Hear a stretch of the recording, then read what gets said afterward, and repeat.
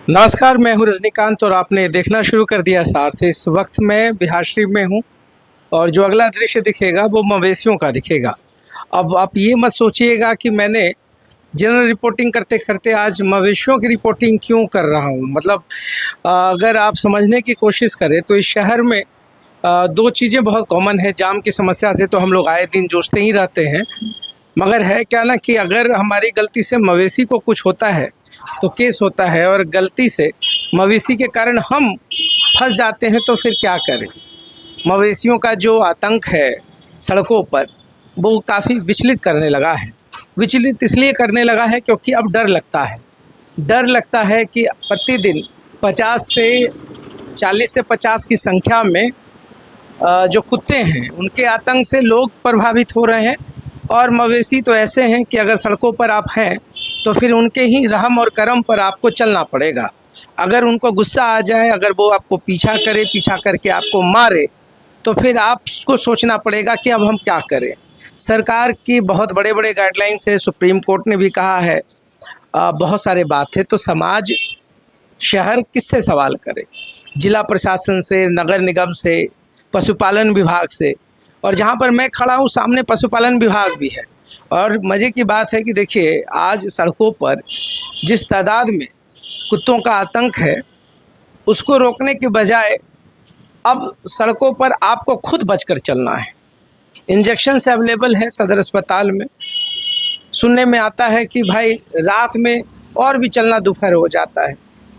मेरा खुद का अनुभव रहा है कि रात में बहुत संभल करके, ठहर करके चलना पड़ता है। हॉर्न भी मार करके आप कुछ नहीं कर पाएंगे। अगर कुत्तों ने पीछा किया तो फिर आपका बचना मुश्किल है। तो इससे अच्छा है आराम से चलिए। बाकी मवेशियों का राज है, जहाँ चलेंगे सड़कों पर गाड़ी वालों को हॉर्न का इंतज़ार नहीं करना पड़ता है, मवेशियों का इंतज़ार करना पड़ता है कि कब वो सड़क से उठ करके कृपा बरसाए ताकि वो गाड़ी लेकर आगे चले। अब शहर में गौशाला भी है। गौशाला इसलिए है क्योंकि जितने भी गाय या भैंस जो आज सड़कों पर हैं उनको रखा जाए, मगर गौशाला की स्थितियां किसी से छिपी हुई नहीं हैं। और जो मवेशी हैं, साथ साथ में जो कुत्ते हैं, उनके आतंक से कैसे बचा जाए। नगर निगम के पास वैसा कोई जगह नहीं है। इससे पहले भी मैंने बहुत बार बात भी की है, मगर बात वहीं पर आकर के रुक जाती है, ठहर जाती है, और सवाल भी वहीं पर रुक जाता है। सवाल इसलिए रुक जाता है क्योंकि इच्छा शक्ति की कमी है। अगर जितने भी कुत्ते हैं, जो पशुपालन विभाग की जो अकाउंटेबिलिटी है वो सेट होनी चाहिए। इसलिए सेट होनी चाहिए क्योंकि देखिए, अब जितने भी कुत्ते हैं अगर उनके नसबंदी और तमाम चीज़ों के ऊपर पहल किया जाए, या कुत्तों को कहीं ऐसा हो, नगर निगम में प्रावधान हो, पता नहीं है कि नहीं है, वो तो हाकिम लोग बेहतर जानते होंगे, मगर ऐसा प्रावधान तो होना चाहिए। बड़े बड़े मेट्रोज़ में भी है जो आवारा कुत्ते हैं उनको सुरक्षित जगहों पर ले जाया जाता है, या उनके लिए कहीं कोई व्यवस्था की जाती है। शहर में व्यवस्था नहीं है। करना भी हो, कुत्तों को अगर रखना भी हो तो कहाँ रखेंगे, ये बहुत बड़ा सवाल है।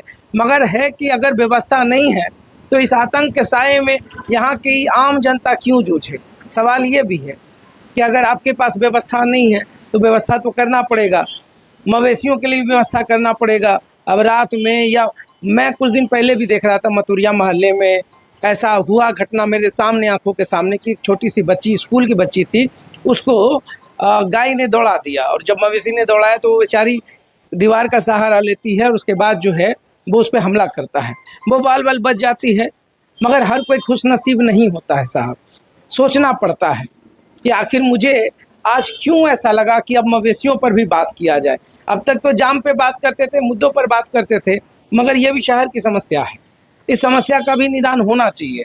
हम तो चाहेंगे कि जो नगर निगम के लोग हैं, हाकिम लोग हैं, मेयर हैं, तमाम लोग हैं, और वो भी बाखूबी समझते हैं इन तमाम चीज़ों को। ऐसा नहीं है कि उनको समझ में नहीं आता है, आता है। व्यवस्था निकालना पड़ेगा, पर व्यवस्था ढूंढना पड़ेगा, व्यवस्था करना पड़ेगा, ये तमाम चीज़ें हैं।